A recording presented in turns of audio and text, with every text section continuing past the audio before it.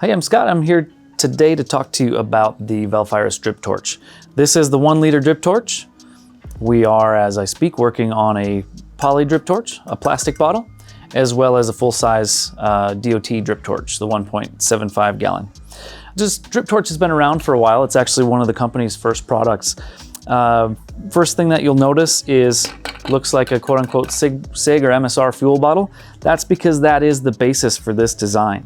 One of the things we've done is we've made sure that the breather is installed properly on the bottle and keeps it out of the way from being broken by the spout of the drip torch. As you can see, our drip torch is long and narrow and actually does nest in that size thread. This is a standard thread that you would find on, again, a SIG or an MSR bottle. In fact, those plastic caps would fit the same. You'll notice too, we've got a handle on here. That handle is removable. However, the nice thing about our handle is the end is open so that you can slide it into a pouch. That means you could keep it in a water bottle pouch or a tool design pouch on a lot of the popular wildland line packs that are out in the States and in Canada as well. This drip torch, as I said, is 1 liter. What people ask me all the time is, what's the ratio? What's the fuel ratio? And I would say that if you're a 50-50 person or 60-40 person as far as your diesel and or kerosene mix, you should keep that the same for the environment that you're used to using your drip torch in. Because humidity, altitude, those things really do influence the burn. And if you found something you liked already, you don't have to change it because the orifice sizes are different on this bottle. Now, our breather does actually allow a full flow. We'd have to get a close-up of that on camera to catch it. And the orifice here on the igniter and on the fuse itself, the wick we call it, are really actually pretty full flow designs. You'll notice too that our fuel flow works a lot like a full-size bottle. The only difference is you won't have a check valve in there.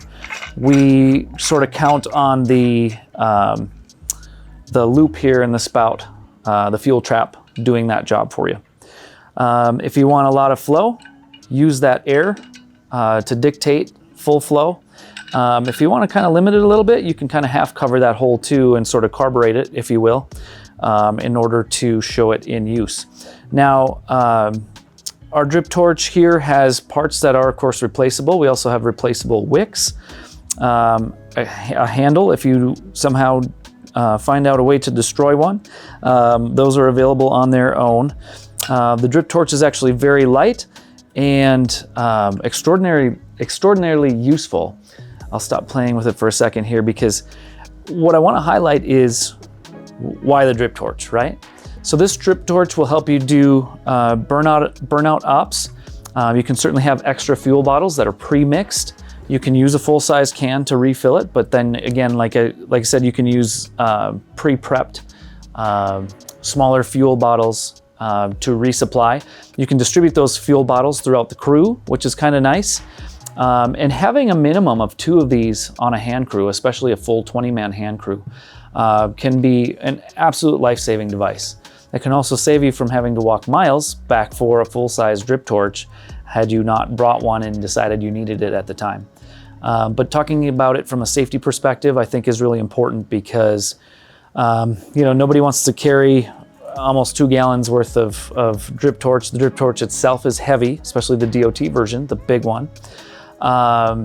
This guy just makes life an awful lot easier to do some firing operations when you're in time of need. And then of course, just act as a last resort. The same way a fusee would be to create a safety zone if needed. So there you go. That's the VFT Compact Drip Torch.